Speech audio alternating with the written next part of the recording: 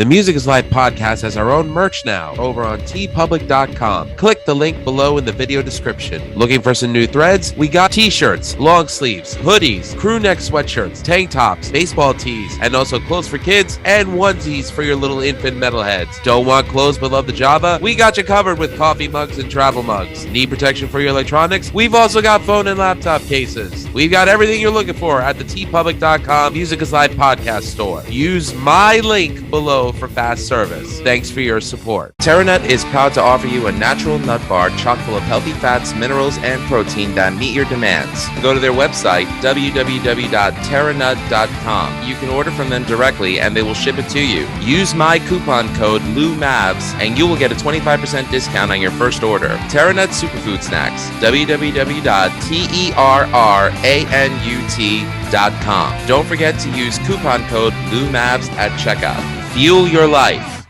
We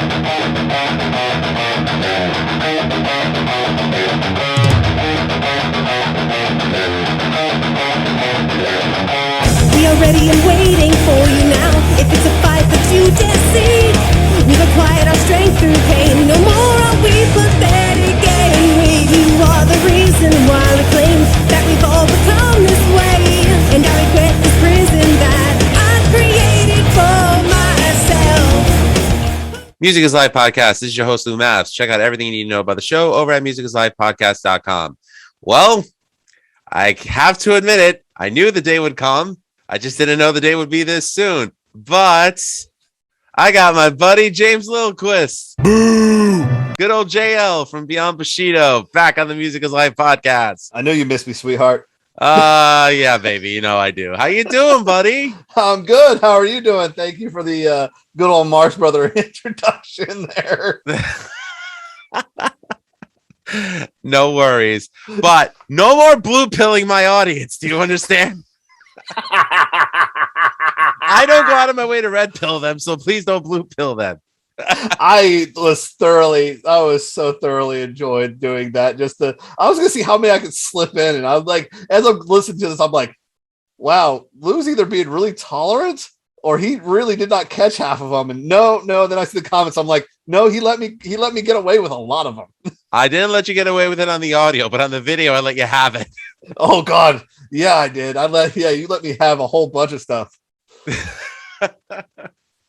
It's all good, man. Except Listen, I don't believe in censoring anybody, even if I disagree with them. It's all good.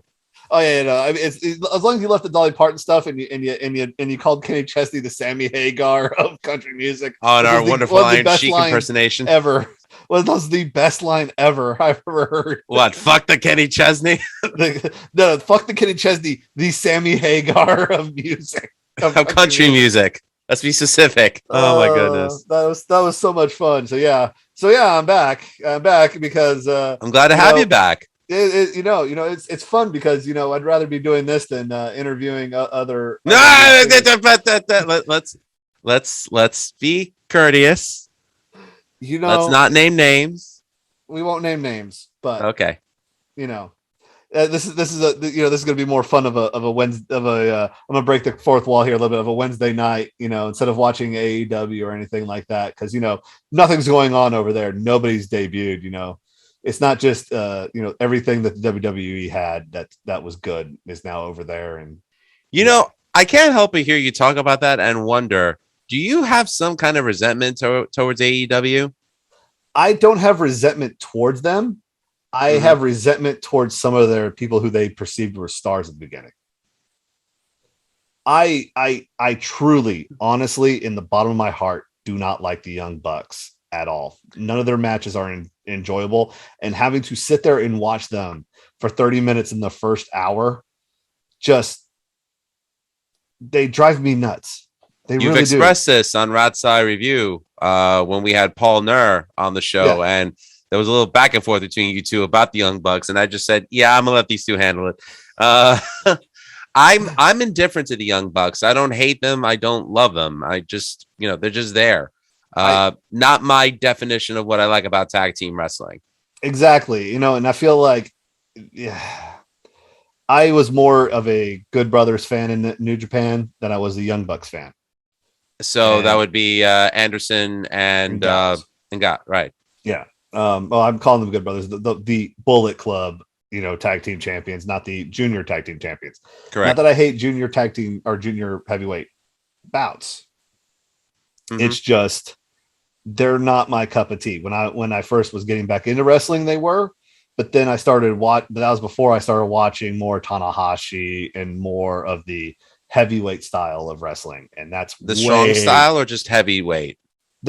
Not just strong style, because I mean I enjoy King's Road, I enjoy strong style. That is my preferred watch. The more shoot style, but I just enjoy men beating the crap out of each other. or at least giving off the illusion, more illusion than illusion, but Yes. allusion to the fact that they're having a real fight and they're entertaining the audience. You're right. And it's not just because I started listening to Cornette and started listening to Brian Last of 605 and all that stuff. And that really got me back into wrestling was actually the 605 podcast, where they were talking about like 80s Memphis and stuff. And that's just like watching that is just like, where did this go? Where did this style go away? Because it was high spots. There was goofy and there were gimmicks and everything, but an empty arena match.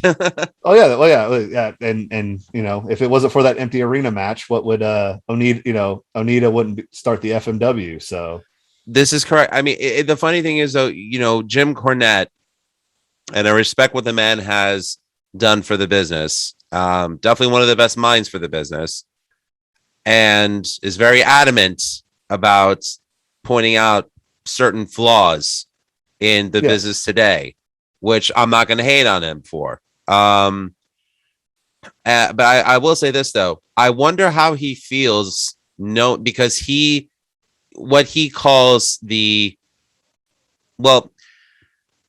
garbage wrestling, for lack of a better term, the hardcore wrestling, the deathmatch wrestling, or as he calls it, the outlaw mud shows. If you think about it, FMW kind of spearheaded that, and Onita said that he started FMW after his time in Memphis and being influenced by Memphis. Well, so I wonder how Cornette actually feels about that. He actually jokes about it a lot. He talks about it's the third Tupelo concession stand brawl. That was the Onita, where Onita was actually in Memphis watching it going down, and that was the spark for the idea. Mm-hmm. So he takes it, and he also takes it that Onita needed to do something because at that time he was a junior heavyweight, and he was going to be Baba's big junior heavyweight, and then got injured. So he had to figure out. This is in All Japan, correct? Yes. He was supposed to be he was an All Japan young boy, and he goes on excursion to Memphis to learn how to wrestle from Tojo Yamamoto and all that stuff, because there was a connection in Japan with Tojo. And that's where he got the spark, because he got injured and he was like, okay, I can still talk, but I can't do the junior heavyweight stuff. I have to do something different. And he saw the Tupelo concession stand brawl, saw how wild it was. He's like, well, I can do something with that. And you see like the first few matches and everything, it just got to a point where it just got higher and higher and higher and higher and higher. And he couldn't one up it anymore.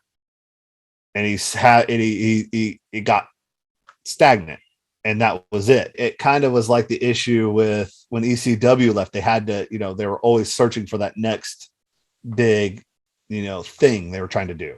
They just tried to one up it and one up it and one up it. And then they started getting to like the issue of, well, now we have to have a surprise. Who's going to be our next surprise?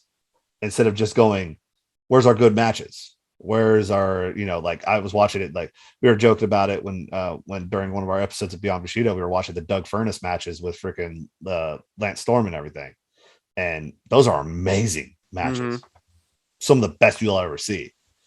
And that had to go to shocks, and surprises, WCW definitely did a lot of that. I mean, having the dust, what do they call it? The dusty finish. Oh, God. That's one thing. Yes. And, I could see how the dusty finish is used to build up angles. Mm-hmm. But, and look, there's a lot of people out there that respect Vince Russo. Again, I'm not going to hate on the guy, but I don't like him. And I don't respect him because you do? Yeah, I don't respect. I have issues with him. My whole thing is, he was all about the pyro and ballyhoo, that he even named this podcast after. And I feel like it, storyline in wrestling is one thing. It's not everything. I like to see a good scientific wrestling match. I like to see a good brawl every now and then. Yes. I like to see angles build up like they did in WCW when you knew five guys hated each other so much that eventually they would headline War Games or they would be the main event at Starrcade. I liked that build up. You wanted to see where it was going. I had Masada on the podcast a while ago, which that episode will be up soon. The wrestling that he grew up, loving, is stuff that he tried to do because he was, he definitely considers himself more of like a Bruiser Brody type than like, I guess you could say, I don't know, any of the guys today that are just doing death matches just all day long. They can't just work a match. Like Nick Gage is more like trying to be like New Jack, whereas I like Gage, but he's trying to be like New Jack. He's trying to do New Jack stuff.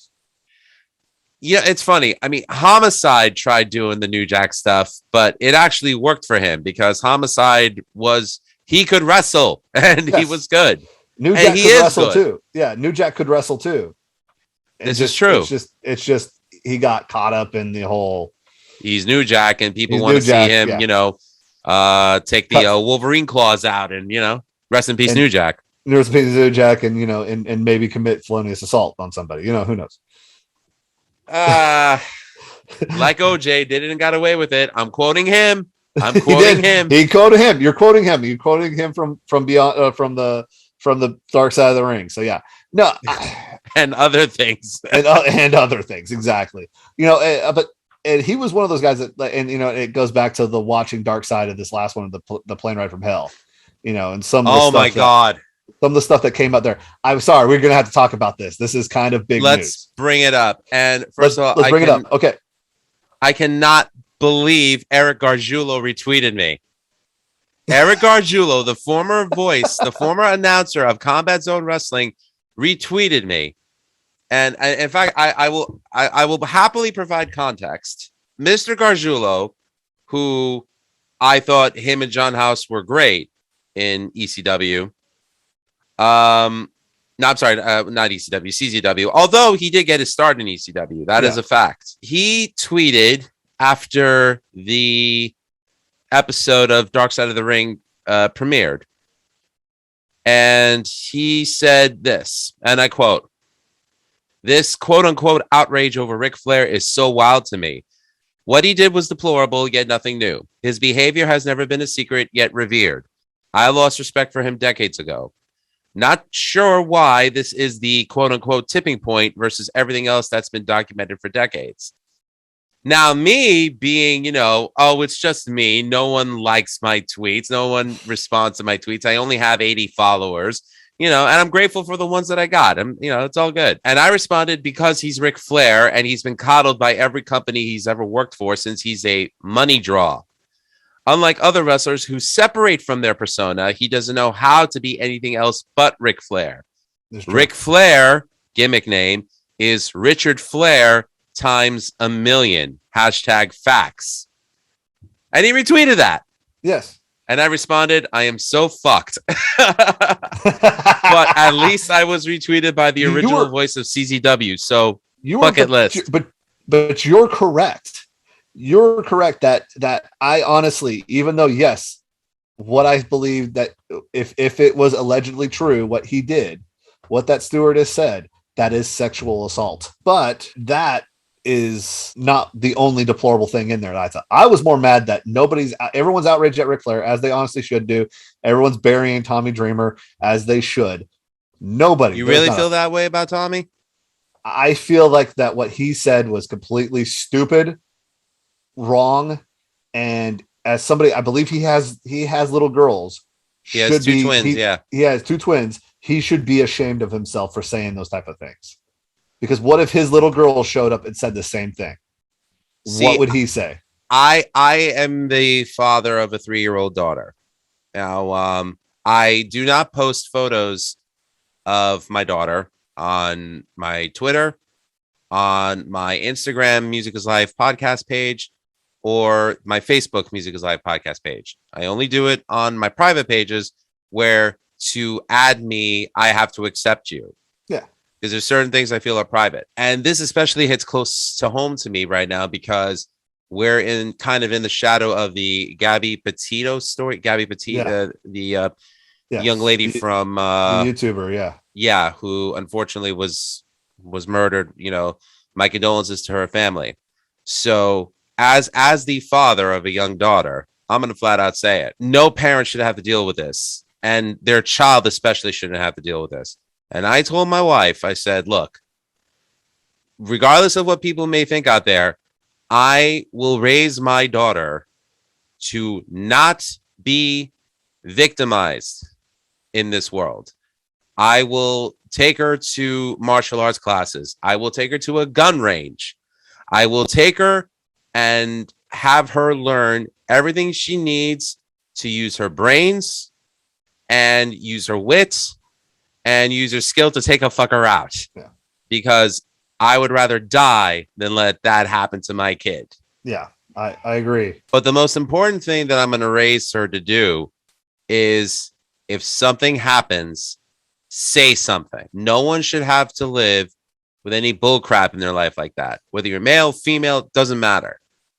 You know, and me, it's like, you know, it's my kid. So I'm going to believe her. Absolutely. However, if she's proven to have lied, then that's a different conversation. That's a completely different conversation. But I feel like what he said was just completely insensitive, even though who knows? But what was it exactly? Just to provide some context, please. Well, what he was talking about how if he kind of was very dismissive, but he said it in a very dismissive way of saying that if you believe that you were assaulted like that, then why didn't you try to persecute him to the fullest extent of the law?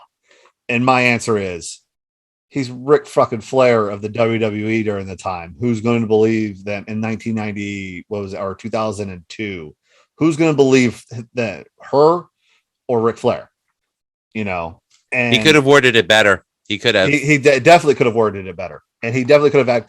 But he was actually not the one I was most mad about, even though what he said was stupid. I am really pissed off that nobody and me and Eric have been the only two that have been really pissed off about this. Brock Lesnar is scot-free, has not caught any shit for it. I forgot what he had done. I had only watched the eepisode once, and I was so he lured Terry Runnels into a room and pulled out his freaking towel to show his dick. Right. And they told her just no sell it. Just don't sell it. Yeah. That was I you know what? Add me to that. That was reprehensible. And that's not the only thing he's ever done. You know, there's been multiple stories out there of him being a grade A creep. So, you know, there's a reason why Cornette pulled a gun on him. Just FYI. Like literally pulled a gun on him? Yes. At OVW, he pulled the gun on him. Huh. Yeah. I did not know that. Go back to the archives of knowing Cornette's political leanings, I would think he'd be anti-gun. No, he's got a gun. He always carries.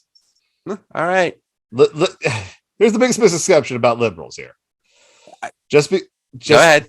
Just because liberals want responsible gun ownership doesn't mean we don't have guns. And that's fine. I'm not gonna say you're wrong. I'm not gonna say you're right, but I'm not gonna censor you either way. Understandable. Just don't blue pill. I'm not blue pilling. I'm just saying this is stating a fact. I know. Guns are fun. Whoever said guns are not fun to play with is lying. Never go to a gun range and not have a good time. I did have a good time. I had a fun time in South Carolina, Myrtle Beach, when I went to a gun range twice. Oh, good Lord. I already know where you went. Oh, my freaking God. Yep. I already know. There's actually there's a really good couple of indoor ranges now in Knoxville for that. This was an indoor range. Yeah, I know. Okay. I know which one you went to. Okay. There's a joke about Myrtle Beach is that it's Pigeon Forge with beach, and Myrtle Beach is Pigeon Forge with ocean, and Pigeon Forge is Myrtle Beach with mountains. They're the same thing.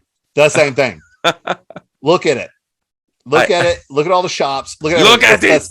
It's the same thing. It's the same thing, brother. I almost did the whole joke of the Greek thing. The Malaka is the same. Kratos isn't white. Gamoto Christos. Malaka, he is Greek. Greek people, they have curly hair, olive skin sometimes. Like fucking Jason Mantzoukas. Mantzoukas, fucking Greek name, Greek boy. Oh my goodness, that was a funny video you sent me on TikTok, by the way. He's Greek. You see, the God of War character is Greek. I mean, for God's sakes, he's not white. Of course, he's not white. He's Greek. Now, is the guy that said that Scottish or Greek, or is he a Greek Scotsman? I don't know. He is a transgender or bisexual Greek man in New York. Oh, so born a woman and became a man? No, it's a man that dresses up as a woman. Also, if you used to call them transvestites, but I guess they changed that. Trans now, instead of saying transvestite, yeah. Oh. Even though the best song ever was "Sweet Transvestite." Oh, I love Rocky Horror Picture Show. It's such a great thing. Tim Curry could do no wrong. Tim Curry played the best transvestite. He played the best devil character. True. The best butler. True. And how many freaking awesome cartoon characters did he voice? Does anybody remember Mighty Max? That was an awesome cartoon. Yes, he did plenty of them. He also did one of the best video game voiceovers. Oh, do tell. What? Brutal Legend with Jack Black, Lemmy Kilmister. I also never played that Ozzy. Game. I played the whole thing, beat everything in there. Got all the gods, got Hatfield, got everything. That's got one of the best soundtracks, though, that I've heard. It is an amazing soundtrack. I just love it because so my biggest thing was being the freaking death metal guy, the goth metal people, and beating up on the hair metal things, just because. This is prior to meeting Eric. I freaking trash on hair metal as much as humanly possible. I can't lie. I mean, I grew up remembering the hair metal. I mean, remember my gateway bands to metal were Def Leppard and Quiet Riot of all bands. So, and I, you know what? To this day, I still love Def Leppard. I mean, for God's sakes, I just did a top 10, favorite Def Leppard songs with my friend Denise, which is actually getting some good views. So thank you for that. And, I think Wayne will always make fun of me for liking Dokken and Quiet Riot, but I'll just be like, whatever, man. Quiet Riot, that first album is amazing. Yeah, it is. And, I mean, but I will say this on eBay fairly recently. I did purchase the Quiet Riot albums with Randy Rhoads on them, which are only available in Japan. So are these officially released? Hell no, they're not. But I don't care because I'm a Randy Rhoads fanboy. And when it comes to collectivism, I'll collect anything I can get on Randy. So, well, it was funny because I had a fun Twitter exchange with somebody. My gateway band was Metallica and Korn, as were a lot of, I guess, so guys of my age. It was early '90s then, right? Early '90s, late '90s, mid to late '90s was when I started going to high school and middle school, and that's when Korn got big. Right, around '98. And that was when I was 8th grade and just about to go into high school. So, that Cold Chamber, all that stuff was going down. So I never got into Cold Chamber. Glad you didn't, but Sway is fire song. I don't care. Loco's a cool song. Loco's a good song. Sway's a good song. Big Truck's stupid. Shock the Monkey, which we joke. Big Truck, I'll let it slide. Yeah, but anyway. So someone put up the thing I was wearing a t-shirt when I went to sleep and then blank. So, of course, I did Korn, and me and this other person just started going one after another. It was like, "Oh, did you?" Yeah, it's like I said, I woke up and got the life, and someone said, "Oh, are you doing this life as peachy?" I was like, "It's better than being a clown." And then somebody was like, "Well, it's better than someone." And then goes, "I'm sorry, I'm pretty thoughtless." Just kept going with the different Korn songs. I don't know what you're getting at, James. You're falling away from me. All right, stop that. Silly. Exactly. Sometimes all I do is dream about sex, things like that. I wear Adidas sneakers actually. That's right. Run DMC in the house. Yeah. Dina's gonna say, yeah. What's that cup? Is that wonderful merchandising? Merchandising. The kids love this. Music is Live podcast coffee mugs. Now, available on tpublic.com. So that's it. That's a white one underneath, correct? Yeah. So actually, studies have shown that is the best way to enjoy tea is with a white coffee cup inside. Well, I'm just drinking water because I didn't have time to make tea. See, I was trying there, but anyway, I appreciate that. But you know what? You can enjoy vodka in this cup too. Pour some OJ in there, and guess what? You can hide it at work. I got the Paisan right here. Hey, what you got there? The Rossi Paisan. Is that what it is? It's Rossi Paisano. Yes, it's table. Okay, it's very table nice. vino. It's table vino. Absolutely. But if you want Music is Life merchandise, official, available at tpublic.com. Link is in the description below, people. Thank you. But, so, it heard any good music lately? Because I know we're going to be talking about. I'm glad you mentioned. So, a couple of weeks ago, I had Joe and Joe from the band The Ice Cold Killers on my show. On September 17th, I went to go see the Ice Cold Killers perform at the Amityville Music Hall, which is a venue that I used to play back in the day. I played it a couple of times with many of my older bands. And it was a cool venue. I ran into my old producer, George Fullen, who produced the brand new Ice Cold Killers record. And it was a great show. And I am currently rocking the tee right now. Nice. So I would recommend them to anyone that likes straight up, old school, hard ass New York street punk. So James, it's right up your alley. It is. So it's is it more like Agnostic Front or more like Ramones or? Oh man, I wouldn't even know what to compare them to. I compared them to Motorhead a little bit. Okay. Except Joe's voice is not as like, not like that when it comes to Lemmy. Don't hate God like that.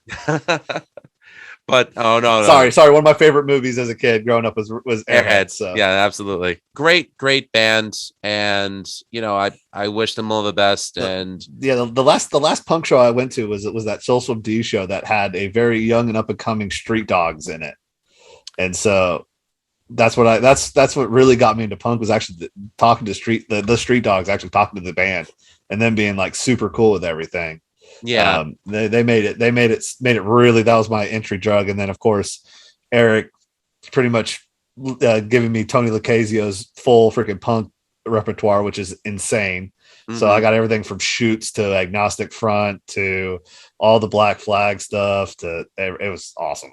God, I love it. Yeah. I mean, the Ice Cold Killers is influenced by everything from the old straight up New York hardcore to rockabilly, Johnny Cash. Put it this way. If you don't like the Ice Cold Killers, go listen to Secondhand Serenade. Really, just listen to that all day long. I mean, really, there's no saving you. I mean, it's good stuff. Yeah.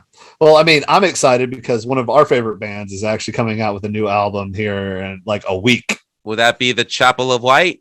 This would be the Chapel of White. The View is coming out here next week. So I'm excited for that. Very cool. Yeah, I'm very excited to see that. They got that show coming up soon in Knoxville, which I'm hoping to go see because I haven't been to a show in years. And I mean, the last one I went to was Head PE and Straight Line Stitch, which I don't think Straight Line Stitch even is around anymore. And it was Head PE, which is the headlining act, which was great. Mm-hmm. Which I'm a huge Head PE fan, so I enjoyed the whole entire thing because they even had oh God, who's the DJ from Beastie Boys? He was the guest DJ. Scribble? Yeah. Scribble was back. Was in there, or was it was either that or Scribble or DJ Lethal was the guy in the back as DJ Lethal is Limp Bizkit and House of Pain's yes. DJ. Okay. Yeah, it was one of those two. Was the actual DJ. He like hid in the background, didn't do anything to do backup vocals for the lead singer, and that was it. It was awesome. It was so it's in this like big warehouse in Knoxville, literally in the middle of the slums. Mm-hmm. Not East Magnolia, but close. I hear you. And it's a place where our good friend Eric got kicked out of for breaking a bouncer's ankle by accident. Are you sure it was by accident? Yes, this one was by accident. He was drunk, and the bouncer made a mistake thinking that he was being rowdy when he knocked over a bar stool, yelling "anarchy." Oh, for the guy yelling anarchy of all things. Do you really expect less from him? Nope. I mean, I went to go get the car, so I didn't actually see what exactly happened. Next thing you know, I see both of my friends out in the front going what and being told not to come back for a couple of months. And knowing Eric, if he says something actually happened that sounds too far-fetched, you could bet that it actually happened. That one actually happened, exactly. Oh my goodness. On a good note, though, we are nearly 75% near the end of the Kickstarter, the GoFundMe that we did for him. He's actually near the 3 G's mark out of the 4 G's. Which is amazing. That's going for his mom. Yes. Thank you, everybody out there. Yes, thank everybody. Yes, because that you don't know how far that goes. Yes. To helping her. Yeah. I mean, she's going through a lot of stuff that is going to need, home health and everything. And Eric's only one man who's been trying to take care of her this entire time while also trying to juggle doing a job and also juggling trying to be a professional wrestler. Exactly. So, yeah. We love you, Eric, and we can't wait for everything to be all right with Mama Adams and for you and James to start up Beyond Bushido. Until then, we're happy to have him. Yeah, once again, we have nothing to talk about. Nothing's going on. Not a new blood sport or anything. Minoru Suzuki didn't show up in the AEW and anything. Well, there is one thing that I know. First of all, I have to bring this up. Apparently, and I know you're not a fan of this company, but the new GCW champion at the time we're recording this episode is Mr. Jon Moxley. Yes. Now, I love Mox. I loved Mox back when he was on the Indies before he was Dean Ambrose. Yes. To know that, he's doing very well in AEW and they give him carte blanche to go to any indie fed he wants, which is the deal that apparently a lot of the boys have in AEW. And he chooses to go to GCW, which is probably one of the wildest mainstream independent companies out there. It's eclectic. It is quite eclectic. It's very eclectic because I used to be straight up death matches, but not anymore. I absolutely love GCW's one of their products, the Bloodsport. Absolutely, it's my favorite thing in the world. I am super excited for next month. And I think next month he's actually going to be wrestling Nick Gage, one of your guys, in a death match for the GCW world title. Yes. Now I ask you, Jon Moxley, why? You can't just be doing this for fun, getting hit on the head with fluorescent light tubes. This is a man who decided, hey, I want to have a Terry Funk double juice freaking shoot fight in a Bloodsport ring. Remember this. He went to Josh Barnett and said, "Hard way me, brother." Did he actually say that during the match? Did you not watch the match? No, I haven't had a chance. Oh, you need to. There is no blading anywhere there. That is all straight freaking you see it 2 Hard seconds. Way me, brother. Jesus fucking Christ. So pretty much you see it because they had to go through it because next thing you know, Barnett gets him in a scarf hold, which he puts his hand on his own leg and starts rabid elbowing him in underneath, like right above the eyebrow line. Just starts carving him. And I'm like, oh, there goes his. And the next thing you know, he comes up bleeding. I'm like, okay, here we go, boys. And the next thing you know, freaking Moxley freaking just elbows him right across the forehead. And I'm like, oh, we got double juice, brother. Oh my God. Renee Young must be, oh, jeez. Yeah. How many life insurance policies does she have on Moxley? I bet she's got a really good one. Lloyd's of London. She's got the Lloyd's of London. Exactly. She got Lloyd's of London there, brother. Oh man, I just love Moxley because he's got like he's got like the stillness of Terry Funk when Terry Funk's not going crazy, and like he has. Well, either way, I love Terry, and and like kind of like a Roddy Piper a little bit, like I you know what? I like that you brought up Roddy Piper because he is a little different, but he has a lot of Piper influence. He can talk. He's tough. He's not known as a quote unquote shooter tough guy, but he is. I mean, he's obviously is because he wants to. He's something wrong with his brain because he goes, "Oh yeah, Josh Barnett doesn't have an opponent for Bloodsport. I'll be your main event. I'll be your Huckleberry." You know. But I mean, a lot of people need to remember that Piper and Moxley kind of lived like parallel lives. Both were from pretty much like broken homes, I think. Yes. Growing up, both were runaways when they were kids. And Piper originally went into boxing to keep himself on the straight and narrow. And Moxley had less stature to teach him how to wrestle. Actually, it wasn't even that. Piper did do boxing. However, he was taught boxing from his drunk father, who was a railroad enforcer. Pretty much, he took care of bandits in Canada, railroads. So that's why he had to learn how to fight at a young age. And then one of his biggest influences, and he'll even say it, is Judo Gene LaBelle, who is a man who you just do not, and I repeat this, do not want to fuck with. I hear you. He is not a man to fuck with. When Ronda Rousey has to call him, uncle. And say what you want about Ronda Rousey. Ronda Rousey is a judo master, and her boxing might be god awful, but her judo is legit, and that's from her mother and Jean LaBelle teaching her that. I never had a bad word to say about Ronda Rousey. I know that a lot of MMA fans did when she decided to go to pro wrestling. It's MMA fans. I mean, there's horrible people everywhere. I think after a while, it's just like, you know what? Let them talk to the blue in their face and let them like dig their own graves. I mean, really, pretty much. I mean, it's not like it's not like Ronda's suffering right now. I mean, she's living the life that she wants. She earned it, as far as I'm concerned. So yeah, she earned it. She's on a farm. She's happy. She's married to a man that she loves, and she's having a baby and playing video games. Let her have fun. Yeah, absolutely. And Matt Cardona, I guess he's happy. We're not going to make those comments. Supposedly retired from deathmatch wrestling. Were you ever really in it to begin with? Yeah, exactly. But although I love the Long Island Z, love him. I love that gimmick. That gimmick is hilarious. I enjoyed he did it so well. I mean, every gimmick that he's done. I mean, doing the Long Island Z, and honestly, he was so good at playing a heel that it wasn't like he was even playing a heel. He was playing himself. He was being himself. I loved it. God forbid wrestlers play themselves. God forbid. God forbid. This is what wrestling's supposed to be about. This is how it's supposed to be. And like everyone talks about Roman Reigns' gimmick now. No, I feel like Roman Reigns has the ability to go, look, I am the fucking man.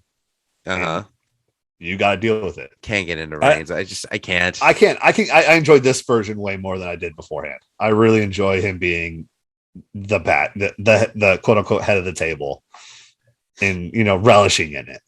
Got it. Because, it's a heel. It's heel. It's doing a different version of Ric Flair. It's doing a different version of that top. The King Holly. One where he hopefully keeps his junk in his pants. Well, wait. Everyone knew about Ric Flair being. I was not worried about him having his junk out. The thing that made me mad about that was the forcing to touch it. That's the line that was crossed. Everyone knew that he get naked. He gets drunk. He gets naked. Yeah, that's what he does. Yeah, I'm less mad about that. It was more about the actual assault. But anyway, sorry. No, it's fine. And look, I mean, I think it's horrible that the flight attendant went through that. Just human decency should prohibit you from doing that. I mean, just because you're a flight attendant, it doesn't mean that you're looking to get laid on a plane from a bunch of drunk, stupid people. I'm not going to just say wrestlers because I'm not going to generalize an entire group of people just because of what a couple of schmucks did on a plane. Yeah, exactly. And I mean, like, I've been in locker room situations. I've played sports with and been with a group of guys. You do dumb stuff. You do dumb stuff. But however, it comes to a line where dumb and illegal are two different things. Yeah. You can hog tie somebody, and throw them in the shower, and then okay. Allegedly. No, they were clothed, so it wasn't gay. Anyway, No, I mean, yeah. like, you could do stupid things like, double barreling, 2 bottles of beer. Yeah. And like, Shotgun, of course, yeah. yeah. But, you could do that. But like me, when you're backstage and, you're about to play a gig or even after you play a gig and you see that there's a group of young ladies the young ladies in there who are under a certain age, do what I do. Stay the fuck away from them. Stay in another room or stay in a group of area where someone has an alibi for you. Or ask them, are your parents here? Call them up. Where, are you should be ashamed of yourself. Where are your parents? That's exactly what Peter Steele used to do. He used to Exactly. call up kids' parents. They'd be like, you are a bad parent. No, excuse me, sir. You got that about an octopus. You're a bad parent. Where the hell are you at? Why are you Remember, he was from Brooklyn, so you got to throw in a couple of F-bombs in there. Yeah. Trust me, I've heard the voicemails. I know. Eric, yeah. I heard the Duff's one. It was the best one ever. But, I guess for me, I mean, I know. I love Tommy. I do love Tommy, and I know that Eric loves Tommy as well. And it's unfortunate that he said not what he said, but how he said it. And I think it was very big of him to apologize for that. He'll be back. It's just he's got to get the heat off for a little bit. He's got to go away. He's got to go away and let the heat cool off because right now, not a good time to be in the limelight. No, go spend. He needs to be away from Nashville, and luckily he is, and hopefully it doesn't hurt his financial gain or anything like that. Hopefully, yeah. Well, this is how he makes his living. So yeah. But the craziest thing though about it, who's the one person that came from that scot-free and squeaky clean? Yo, Rob Van Dam. Rob Van Dam came back squeaky clean because he was probably just high back there going, "You guys are being real fucking stupid." Yeah. I mean, this is a guy who goes on Twitch and makes out with, both of his girlfriends, or I should say his girlfriend and his girlfriend's girlfriend. So, exactly. The twerk queen. Yeah. And he's absolutely got the difference is there's consent there, people. There's consent and there's acknowledgement and there's, they're adults and they're acting like adults, even though they're being doing adult things. They're doing adult things. Exactly. They're being adults. Consent. That's what it's about. And I laughed. I thought the Kurt Hennig shaving cream thing hilarious. The fact that people thought that they were going to break the emergency door, hilarious. Love everything about that. But that, once again, what about X-Pac cutting off Doc Hendricks' love hair? every minute about that. Okay, we all know the rules. When the boys are boys, you got to have there's certain things you got to do to say, hey, I'm not to be messed with. Okay, I've had too much to drink. I'm not fair game. Right. You pass out in the middle of everything, you're fair game. You have to have a certain things like ours was when I was in the military. Mm-hmm. You get too drunk, you go to bed. You do not pass out on the couch. You say, hey, I'm going to bed. You take off you do the physical act of taking off your shoes and going to bed. Because if you don't, then for some reason that was our cue to freaking yeah. Sharpie comes out. The Sharpie comes out, and Picasso comes out and does his art. Lovely. But anyways, that's boys being boys. And that's right now, okay. This is boys being boys right now because we're having a really cool conversation about whatever the hell they want, whatever the hell we want, and exactly. Right so now, let's actually get to our main topic that we actually had that we thought up. Us geniuses came up with. So this is the night that we're supposed to be recording Rat's Eye Review. However, our commander-in-chief, Wayne Noon, is right now dealing with an illness. I'm not going to disclose what it is. Being a good husband. He's being a good husband and a good father right now. And, like all of us, family comes first. James has his wife that he's devoted to. I'm devoted to my family.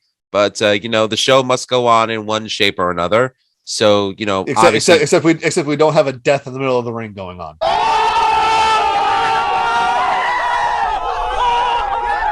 This is true. You gotta stop with these buzzwords, man. Death in the middle of the ring. The Owen Hart. Yeah, I know.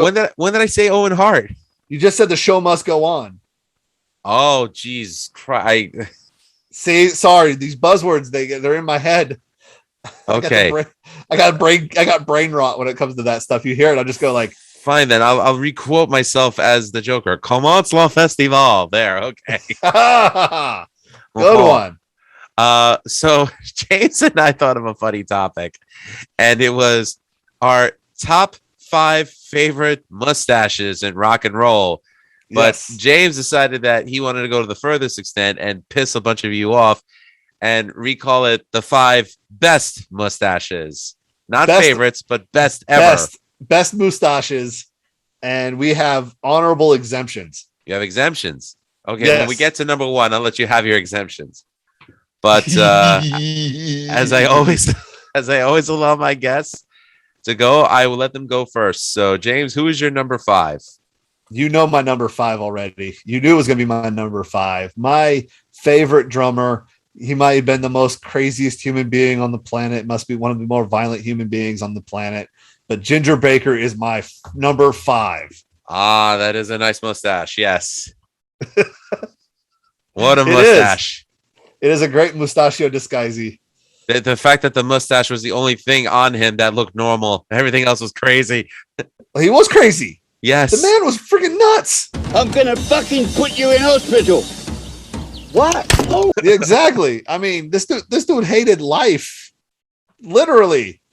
Oh my goodness. This is you think he had a death wish? I don't know. He was he was the one who told Cream to fuck off. Yeah, because he really hated Jack Bruce. He loved Eric Clapton, but he Loved Eric Clapton hated... somehow, some way. I mean, freaking toxic humans freaking unite, I guess. I don't know. I know. I've heard many stories of Ginger Baker. I mean, I saw the documentary. It was great, but I loved the documentary, but I ended up respecting him, but I still hated him. I mean, I couldn't help it. Oh, you can hate the man all you want. The artist was amazing. Yeah, that's true. My number 5, I have to give it up, and we actually just spoke about him recently. I'm going to show the CD that we were speaking of, and I got to give it to the man, Mr. Barry Goudreau. Oh, Of Boston and Orion the Hunter. That was an awesome mustache. Oh God, that mustache and freaking that one music video for oh God, what's the song? Oh, it was So You Ran. So You Ran. Oh my God, what an 80s music video. Yeah, but I loved it. It was amazing. You were right. Oh, it was. That was beautiful. All right, so my number 4. Number 4. Uh-huh. Is probably the greatest artist that used music as art ever. And that is Frank Zappa. Good choice. Yes. That was an iconic mustache and an iconic man. Oh my God. Some of the stuff he came up with. A man that was that they allowed, was it the New York Philharmonic to allow him to conduct? Possibly. Why? What happened?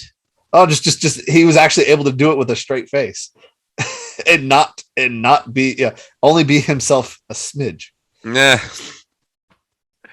Oh, the man was able to reel it in a little bit. A little bit. He was one of the few rock stars that could actually he was one of the few that could actually act human-ish. Well, he was very intelligent. And when you listen to him in interviews, he's just, I don't know, like I'm blown away by everything he's saying. So him and Dee Snider are probably the most underrated, intelligent men in music. I'll give Dee credit where it's due. I mean, he held himself very well. He's extremely intelligent and extremely eloquent. Yeah, actually really nice. I met him. So yes, I've actually I had a friend when I was in Charleston. He was a firefighter, and he actually got me into jiu-jitsu. He actually said, "Hey, come down to the gym." When I met him once, and this dude's a freaking Hulk of human being. He was in the music video of Dee's son's band that they did that music video. He's the big freaking hulking guy in the mosh pit. Oh, I didn't see it. Yeah, that's what he's my friend, and he's freaking, and he became a firefighter because of the Charleston 9. And then he went to New York to become a New York firefighter, and that's where he met with Dee Snider and all those guys. And yeah, they were hitting off. He's like, "Oh yeah, the nicest dude ever." I'm like, "Really?" I believe it. No, Dee was very nice to me. I met him at a studio that I was rehearsing at when I was in a tribute band, not the Rush one or the Dio one that I will not mention. You can watch past episodes and know which one I want. The Ernie Leyu, Lily Rose episode. And, I was going in as he was coming out and he's like, hey, buddy, how you doing? I'm like, oh, crap, it's D. Snyder. It's just like his son introduced my band at the Crazy Donkey once. That was pretty cool. Oh, nice. Yeah, nice guy. My number 4, he was a guest on Ratsa Review. It was my first time doing Ratsa Review solo. My first and only time. I really have to give it up to this man. He's had a mustache for the last 50 years of him doing this band, and I got to give it up. It's one of the best mustaches I've ever seen. Mr. Robert Garvin of Sirith Ungol. That's a good one. God bless. Oh, yeah.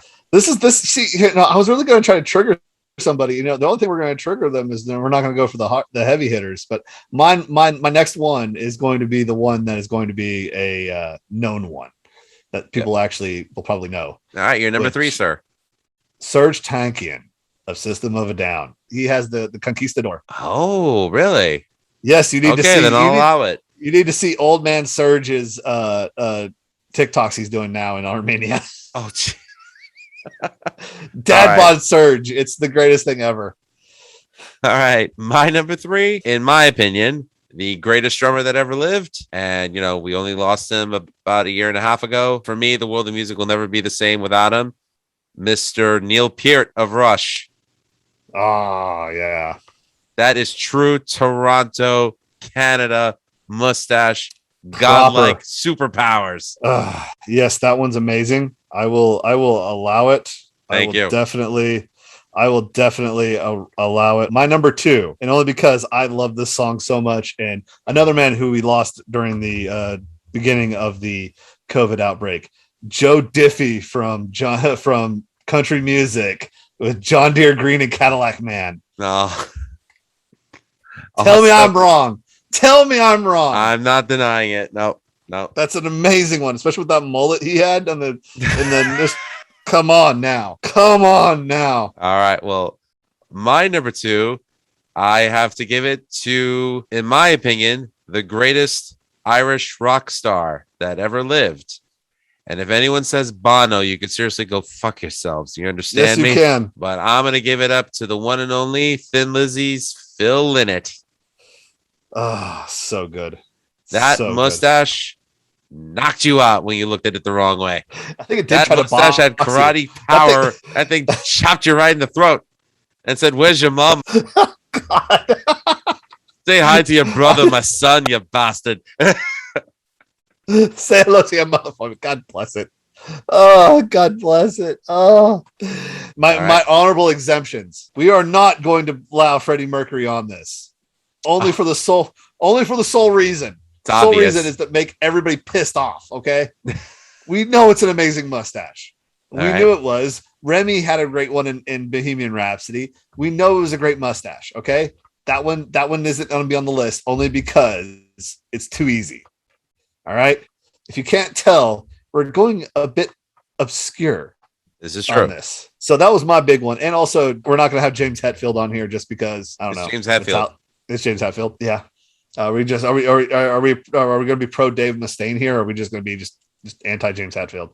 I'm not anti James. I love Metallica. So I do too. But if this is what people's expecting, expect the unexpected.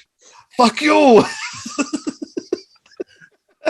And no Lemmy just because. Lemmy's God anyway, so he wins automatically by default. Exactly. Lemmy is God, Freaking and tell that to the Lone Rangers, even though that's how do you have a band name with a singular name? Any other exemptions? I know I'm missing an easy one, so I'll leave you to that one. I don't want to mention Alan Jackson because I can't stand him. Anyway. Yo, do not hate on Chattahoochee's mustache, okay? That thing was beautiful. All right, fine. He'll be in the honorable mentions. Hey, but, you know what? Hey, and you know what? I don't hate 5 o'clock somewhere because I love Jimmy Buffett and Jimmy Buffett too. The Jimmy Buffett's another one. Yeah, but he shaved his mustache. But he did. But yeah, it's true. This is true. But I still love Jimmy Buffett music, and I will fight anybody for it. I don't care. Nothing better than having a land shark on the beach and hearing any Jimmy Buffett song other than Margaritaville.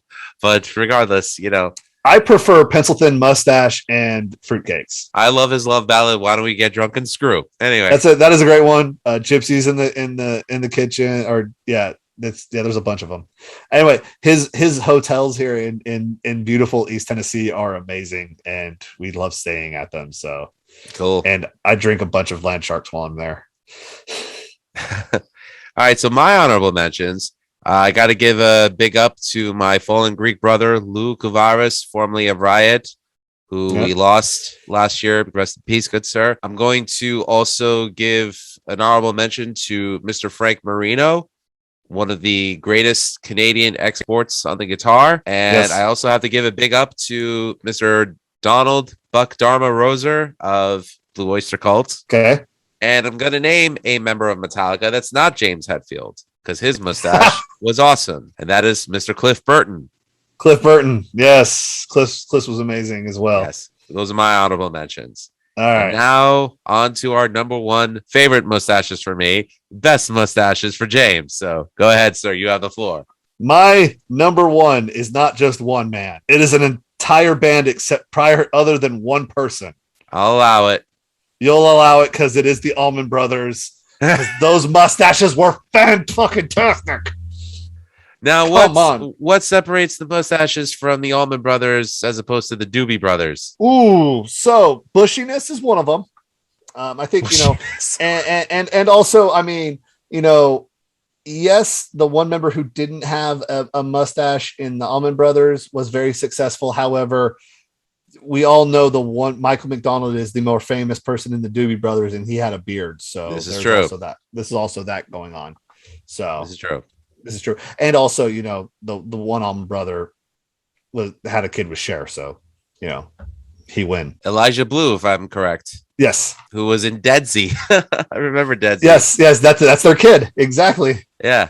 Keys to Gramercy Park was actually a pretty cool song. I'm not gonna lie. Awesome song. The video is so weird, but you know who made the video? Oh my god, it's on the tip of my tongue. Who was it? Fred Durst. That's right. It was Fred Durst. I hate to admit it, wasn't really a fan of his music, but he did direct some of the better videos of the late 90s, early 2000s. At least the ones that stick out. He might be nuttier than a freaking Chinese chicken salad, but my goodness, and give it props to him. They're still doing the Limp Bizkit tours, and it's still really fun. He might be cashing out, but dang, Wes is out there killing it every night. You know what it was? I think the reason why I started to dislike them as much as I did was probably because of overexposure. And I'm not one of those types where it's like I hate a band once they become popular. I've never been like that. Yeah. Like even when my friends made it to, bigger successes, like, I was friends with the guys in the band The Sleeping, who used to be in Sky Came Falling. They released their first album on One Day Savior. It got picked up by Victory, then Victory released it. And then Victory released their second album and then their third album. And, as they were getting popular and getting more tours, I wasn't hating on them. I was happy for them. But again, I would have to say overexposure can kill a band for me. And, to Limp Bizkit's credit on their first album, I mean, there were guest spots from members of Deftones. There was guest spots from members of Fear Factory. So that just goes to show you that that just goes to show you that they did have some credibility to their first album. But then, Nookie came out and then it became like, oh God, I'm going to hear this song every day for the rest of my life this summer and the next summer and the summer after that. Yeah, I was about to say that didn't die. For me, that was one of my first major albums I bought was $3 Bill Y'all or Significant Other? Significant Other. I didn't get $3 Bill Y'all till later, which I did love $3 Bill Y'all better than Significant Other. Looking back, I could listen to $3 Bill Y'all and be like, you know what? It's not as bad as it ended up becoming after the overexposure. Like I could listen to it fondly because I'm not hearing it all the time. And then also I just rebought like a couple of years ago Significant Other, and I just turned on the first song to my wife and she started smiling and I'm like, remember how this made us feel back when we were kids? Mm-hmm. And that's what I still remember about Significant Other. Like the Method Man's, I still love In Together Now. Still a great song. Mhm. That's one of their better songs on that thing. Break Stuff was an anthem for me when I was pissed off as a kid. You know, when it was that was right there at 16 when I was a pissed off kid, and I had some really crappy stuff going on there with my mother, Mhm. and her sicknesses were just showing up more and more, and I was having to deal with it through that CD. So I will never hate on Significant Other like other people have, just because it did help me get through some tough times. I hear you. But I will say this. But I think the best song they ever did was Boiler. I do think fondly of the song Boiler. I love Counterfeit. Counterfeit and Boiler are the two that Yeah. I hold to a higher esteem. Yeah, I see that. I get that. I think once again, I think they're a great band. They got overexposed. Like with me, AFI got overexposed, and I love that the Sung the Sorrow CD is still one of my favorite albums ever. Damn near perfect. It's damn near perfect. No, there's no bad song in that CD. See, I would say it's perfect. I would put it up there with like a Pyromania from Def Leppard. Okay, yeah, I agree. It's like that. It's like oh god, what's the Head PE one with Bartender and all those songs in it? I've never been a Head PE fan. I'm a huge Head PE fan, but I forget the CD names because they are very obscure. So to me, like, you know, Deftones was another band that oh god, yeah, were, you know, I liked White Pony, but I preferred Around the Fur. Get on with it. Yes, get on with it. Get on with it. Yeah, Around the Fur is way better. Yeah. But then when the self-titled album came out, the one after White Pony, yeah, I was like, Jesus, I never thought they could release an album as good as Around the Fur. And to me, it was definitely better than White Pony. Yes. But I know for a lot of people who became fans of the band during White Pony, that album's still special for them. Yes. Thankfully, you know, Deftones fans, they're not fair weather fans. No, they can't be, not with Chino blowing out his voice. So no. Not too crazy about Steph Carpenter's flat earth theories, but he's entitled to his opinion. He's entitled to his wrong opinion, but yeah. Not like Slipknot, like people fight. I don't know what Machine Gun Kelly's doing, but like, what are you thinking? You pick out a beef with Eminem. Eminem. You lose your hip hop credibility because you pick a beef with Eminem, and now you're going to lose your rock and roll credit for picking a fight with Slipknot. And first of all, let's remind people of a little story back in the day. Fred Durst tried picking a fight with Slipknot, and Slipknot called them out on it. A couple of years ago, both bands are doing Download Festival. Fred Durst goes to Slipknot's dressing room and asks Corey Taylor, my son's a really big fan of your band. Can I get an autograph? Don't fuck with Slipknot. Just don't do it. MGK, don't do this.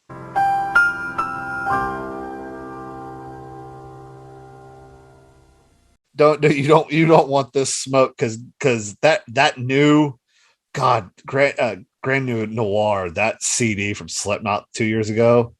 Mm-hmm. Holy smokes, that's so good. That's like their first album that came out, and it just blew everybody away. I mean, and I think Iowa's really good too. So I love Iowa, and to me, that was a band that was progressively getting better. I mean, I thought Volume 3 is still the best thing they ever put out. Yeah, I agree because their first album has a couple of bad songs and has a couple of meh.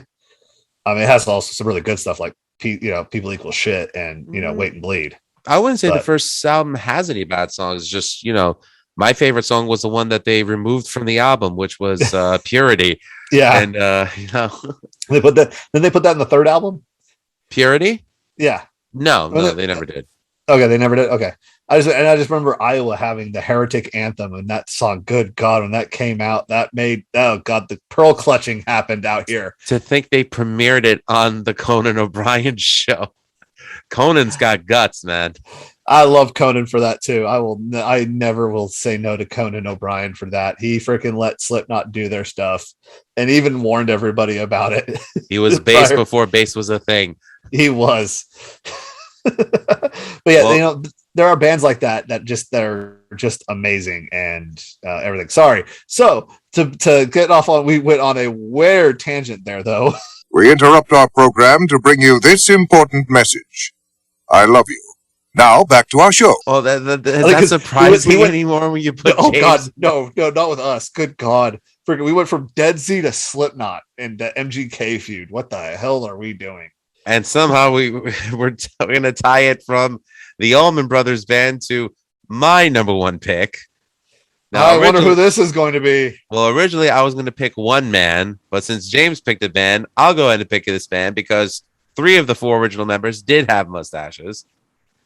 With much love and acknowledgement to Mr. Tony Iommi, but I'm going to say Black Sabbath had the best mustaches. Yeah, this is true. Yeah, Geezer had a really good one too. Oh yeah, Geezer looked Greek. He's Greek. He's Greek. Oh my God. Every time I hear that now, it was Eric showing me all those Malacca videos, and then just now I just hear that he's Greek. and by the way, next week is Greek Fest here in Knoxville. So our Orthodox Church has a 3-day festival of all Greek stuff. I pray you eat your weight in baklava, sir. Enjoy the good life. Oh God, I'm going to be enjoying it. I'm going to have so much Slovakia. It's going to be coming out of my ears. Nothing wrong with that. Yeah. So yeah, no. Oh God, I was just listening to freaking Paranoid a couple days ago. Oh, such a amazing song. It brings back my memories of playing Doom 2, listening to that entire album back on repeat. That's a surreal experience, being 9 years old playing Doom 2 while listening to Black Sabbath. So I was still playing Genesis even up until 1998 before college started. Yeah. And I had T2 the arcade game. And I always listened to Fear Factory's Demanufacture while playing this game. And let me just say, it fit perfectly. Fear Factory, another band that has one of the best albums ever made that I cannot get anywhere but on YouTube. That's Archetype. Really? You're going to say Archetype over Demanufacture or Obsolete? Those are both on Amazon Music. Archetype is not on there.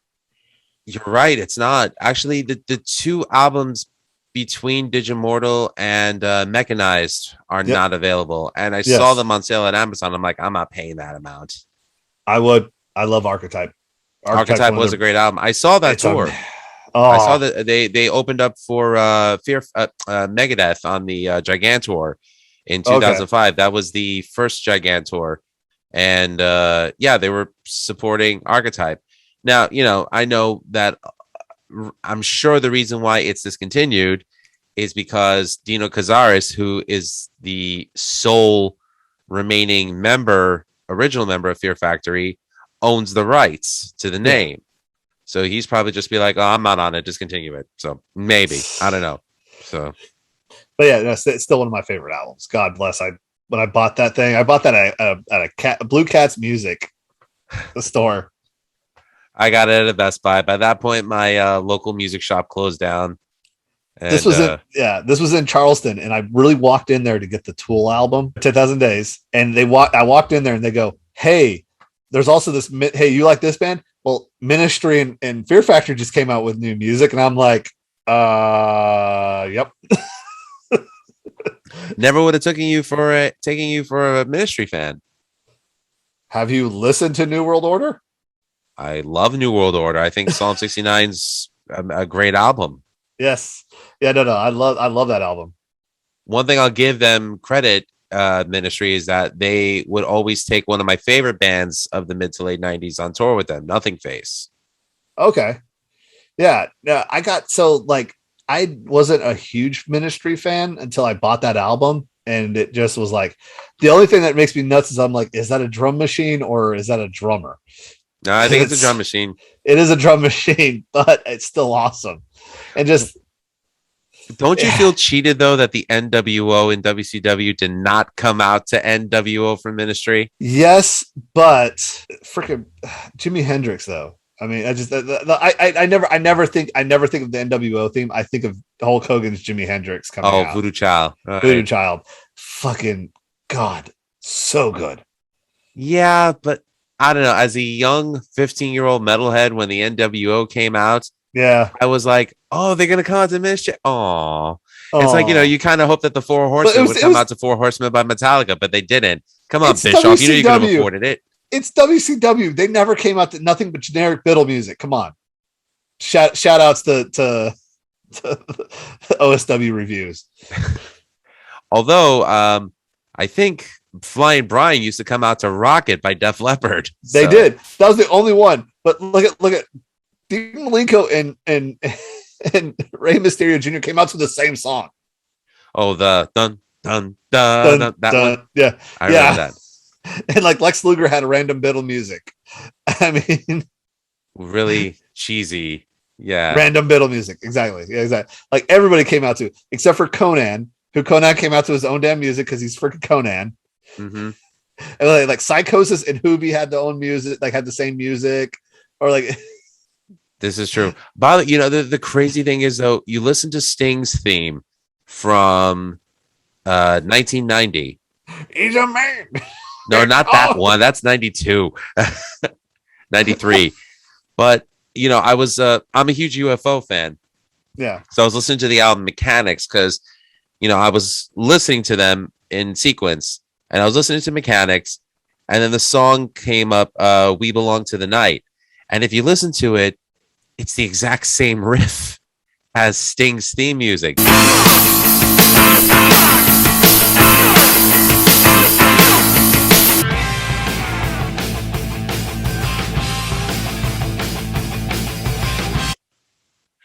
They ripped off UFO. Of course they did. So it was funny. So like I even did this. So Eric, love him to death. Actually, I went to one WCW house show in Reno, Nevada when I was like 14 years old. This is NWO. This is when the NWO split happens. 97 then. Oh, it was 97. Okay. Okay, so it must have been 97. I don't remember and it's been a long time, man. It's been 30 years, man. All right. But I'll check here. So like the reason why it was big because Kevin Nash comes out to the Wolfpack thing, but he's not wearing his normal NWO red and black stuff. He's wearing the Nevada stuff. UNR is also called the Wolfpack. But I just remember the first match there was a luchador trios match, and it had everybody on there, and nobody got entrance music. Oh, that is screwed up. Like, and then they also had like Jericho's random freaking WCW music, and it was Dean Malenko's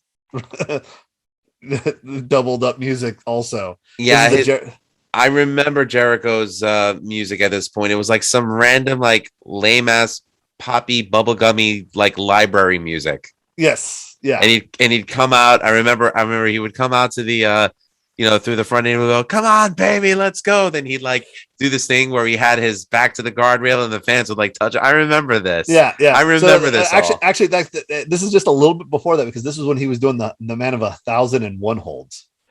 Armbar. Yes. This is the man of 1,001 holds because this is his feud with Dean Malenko, the man of 1,000 holds. So. Yeah, I remember that feud. That was a funny feud. Oh God! So it was just. I just remember doing. I don't know why we brought this up, but it just reminds me that I lived through that thing. It was like I got like a Goldberg T-shirt. Like that was when Goldberg just started, and freaking was on that run, and we didn't even see him that night, and everyone was just freaking wanting to see Goldberg. Mm-hmm. Which is then now looking at it, I'm like, why the fuck was I wanting to see Goldberg? I get why Goldberg was as popular as he was. But after that main event he had with Brock at WrestleMania, where I think he it was 15 seconds long.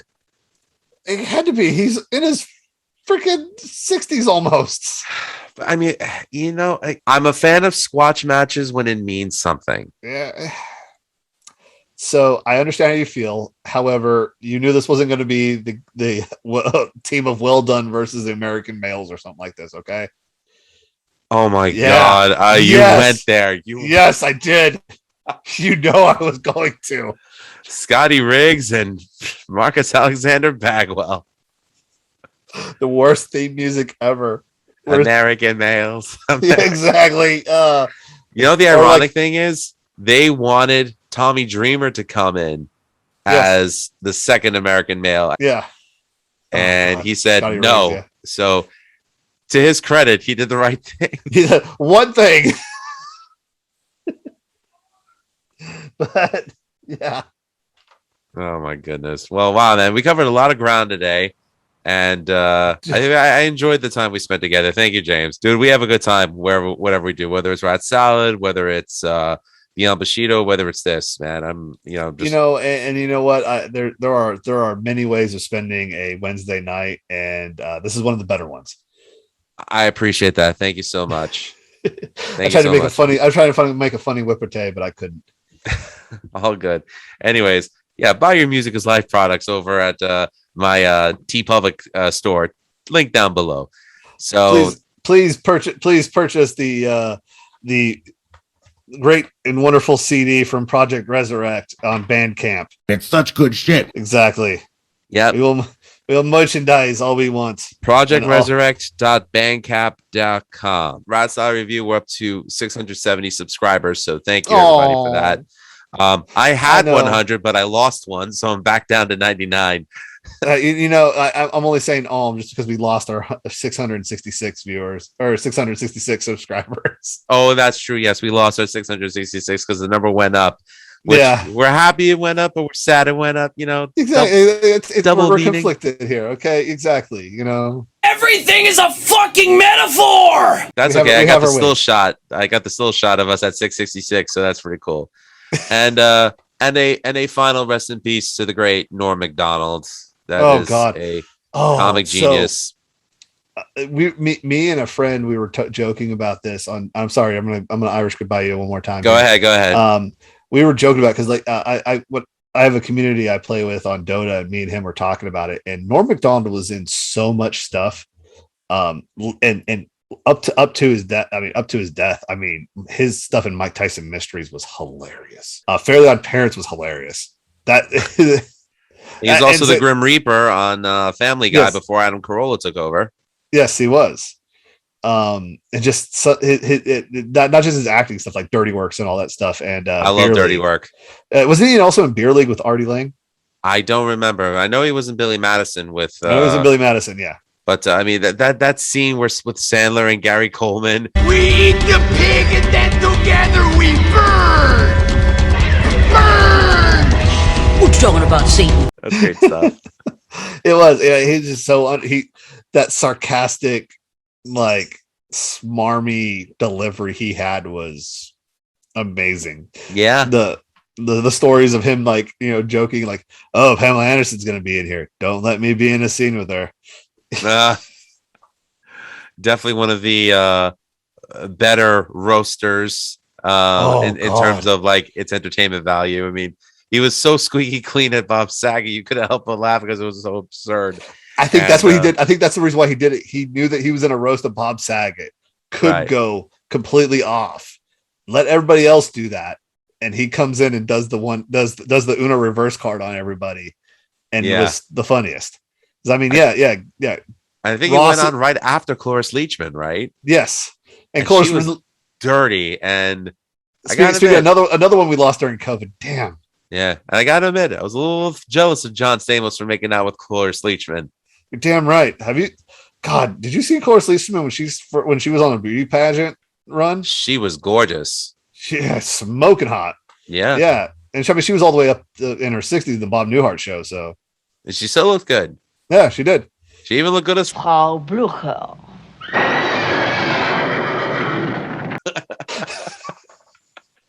But yes, rest in peace, Norm Macdonald. You will be sorely missed. And by the way, you were the best at weekend updates on SNL. Thanks for tuning in, everyone. And remember, check out James's show, Beyond Bushido. James, my friend, as always, great to see you. See ya. And remember, everyone, all art is valid. Cheers.